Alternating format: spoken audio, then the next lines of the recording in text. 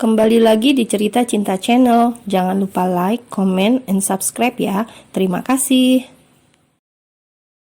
Ridwan sudah siap dengan beberapa berkas dan brosurnya untuk diberikan kepada klien, kemudian melangkah keluar ruangannya. Yasmin, kamu ikut saya ketemu klien ya. Ini berkas dan brosurnya, tolong kamu pegang. Tanpa banyak bertanya, Yasmin langsung bangun, membawa tasnya, dan membawa berkas sesuai dengan perintah Ridwan, kemudian melangkah mengikuti Ridwan. Kita mau ketemu klien di mana, Pak? Ke The Westin Hotel, jawabnya. Oh, Yasmin hanya menjawab dengan singkat dan kemudian melirik ke jam tangannya yang menunjukkan pukul 5 sore. Harusnya ini kan udah jam pulang. Kata teman-temanku yang lain, kalau bertemu klien membawa wanita cantik, pasti nanti langsung deal, ucap Ridwan seraya tersenyum ke arah Yasmin. Yasmin juga tersenyum dan sedikit malu-malu. Wah, gawat nih, sepertinya dia sedang merayuku. Selama di perjalanan, mereka tak berbicara sama sekali. Setelah kurang lebih 15 menit, akhirnya mereka tiba di hotel. Dan kebetulan jaraknya tidak jauh dari gedung perusahaan mereka. Ayo Yas, silakan duduk, kita nunggu mereka di sini. Sejak tadi, Yasmin hanya mengikuti Ridwan dan mereka menunggu klien di kafe dan bar yang berada di dalam hotel. Yas, kamu pesan apa? Saya macchiato hangat, Pak. Yasmin memesan salah satu jenis kopi kesukaannya. Ternyata kamu pecinta kopi juga ya? Enggak juga, Pak. Kebetulan aja saya suka yang ini, ucapnya. Oke, Mas. Macchiato hangat dan latte hangat ya? Baik, Pak, ucap pelayan kafe. Yasmin, kamu temannya Inayah atau hanya sekedar kenalan? Yasmin heran kenapa tiba-tiba Ridwan bertanya tentang Inayah. Kami sahabatan dari kuliah sampai sekarang dan sudah sejak awal semester, Pak. Jawabnya jujur. Oh, berarti akrab dong. Banget, Pak. Maaf, Pak, kenapa Bapak bertanya tentang Inayah? Apa Bapak tertarik sama dia? Tanya Yasmin sambil tersenyum. Haha, enggak kok, saya lebih tertarik sama kamu, katanya sambil memberikan senyuman manis. Ridwan memang berbeda dengan Ibrah, ia lebih bisa menghargai wanita. Dek, saat Ridwan mengatakan itu, jantung Yasmin seakan mau copot. Ridwan tidak mendengar tanggapan apa-apa dari Yasmin. Bercanda Yasmin, sambungnya lagi. Yasmin tidak menanggapi, hanya tersenyum saja. Silakan Pak, Bu, ucap pelayan saat mengantarkan pesanan mereka. Terima kasih.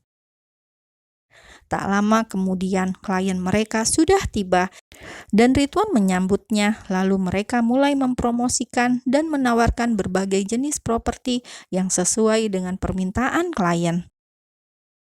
Sementara itu, Inayah masih berada di kamarnya.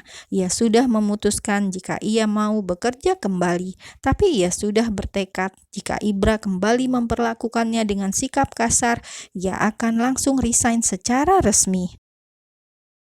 Kali ini akan aku coba dan aku mau lihat apakah dia benar-benar tulus minta maaf. Jika dia berbuat sesuka hati lagi, ya aku langsung tinggalin aja. Beres kan? Gumam Inayah dalam hatinya. Ibra pergi ke suatu tempat untuk melihat langsung apartemen yang hendak ia beli. Setelah merasa cocok, kemudian Ibra langsung melakukan transaksi. Ibra memilih apartemen yang tidak terlalu besar dan hanya terdapat 2 kamar di dalamnya. Setelah selesai dengan urusan apartemennya, Ibra kembali ke kantornya untuk mengambil barang-barangnya, kemudian membawa pulang ke apartemen barunya. Ridwan dan Yasmin sudah selesai dengan urusan mereka dan akhirnya klien tersebut setuju untuk membeli salah satu dari properti perusahaan mereka. Raut wajah bahagia jelas terlihat pada Ridwan. Sejenak ia berpikir berapa banyak bonus yang akan ia dapatkan dari perusahaan karena telah berhasil menjual properti seharga 12 miliar tersebut. "Yasmin, karena sudah maghrib, kita singgah di masjid sebentar ya," ucap Ridwan, dan Yasmin langsung mengiyakan. "Iya Pak, boleh. Setelah itu kita makan malam dulu. Gimana? Nanti saya antar kamu pulang ke rumah." Boleh Pak, tapi saya kembali ke kantor aja," jawabnya. "Loh, kenapa? Apa masih ada yang mau kamu kerjakan?" "Enggak Pak, mobil saya tinggal di kantor." Ridwan pun mengangguk, tanda mengerti. "Oh, kamu bawa mobil? Oke, nanti aku antar," ucapnya. Inayah sedang memainkan ponselnya, lalu ia teringat akan nomor tidak dikenal yang tadi sore menelponnya sebanyak 5 kali. Ia mengecek karena penasaran. Inayah pun mengirim pesan berupa SMS kepada nomor tersebut. "Maaf, ini siapa ya? Ada perlu apa?" Kemudian pesan terkirim. Ibra sudah tiba di apartemennya. "Wah, akhirnya kebeli juga. Senangnya bisa punya tempat tinggal pribadi," ucapnya. Kemudian Ibra mengambil ponselnya. Niatnya ingin menelpon Ridwan untuk memberitahu kepadanya jika ia sudah berpindah ke sini. Namun ia melihat sebuah pesan dari kontaknya yang bernama si Cengeng. Dia bertanya aku siapa. Wah, bahkan si Cengeng itu tidak menyimpan nomorku. Oke, mulai besok aku harus bersikap baik kepadanya. Terkadang apa yang dikatakan Ridwan ada benarnya.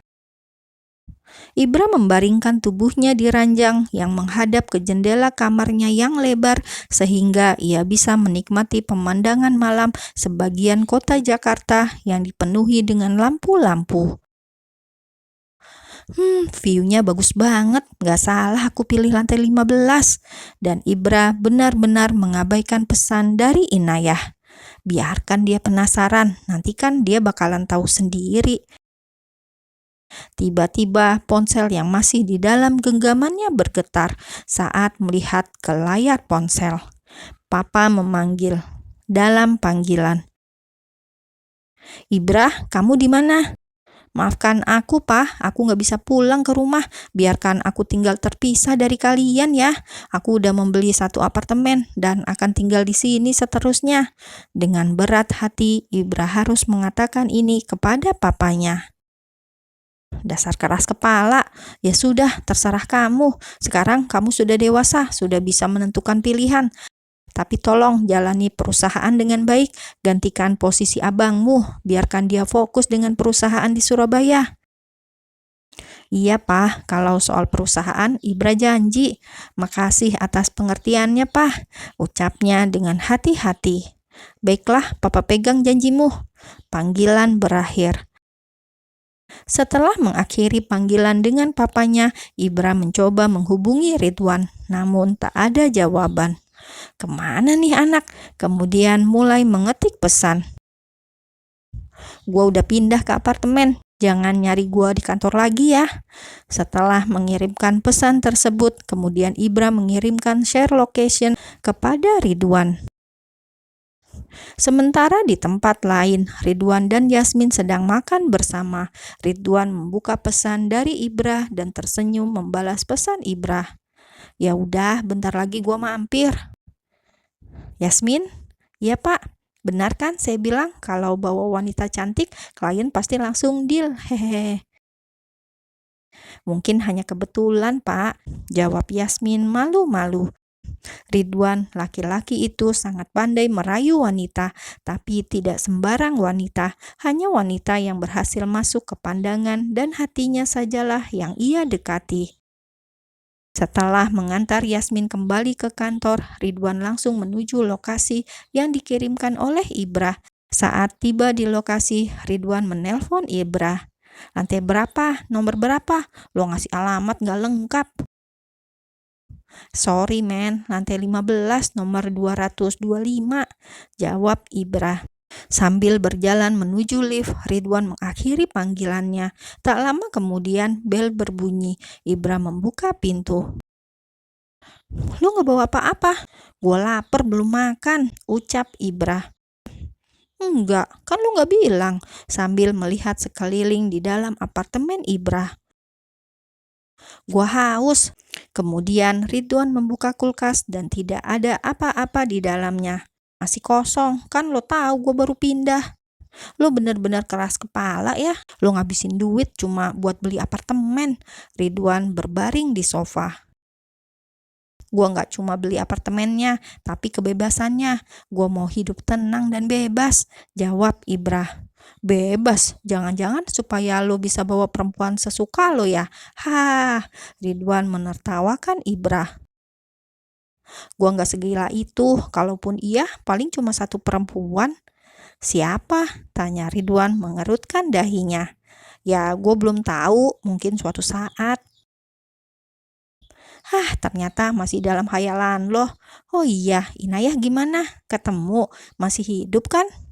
Udah gua urus dan dia masih baik-baik aja. Gua kira dia beneran gadis polos, tapi ternyata enggak. Maksud lo? Ya tadi gua ke rumahnya, dia marah-marah. Bahkan gua gak disuruh masuk. Malah awalnya dia gak mau ketemu gue. Ya wajar lah, trauma dia sama lo.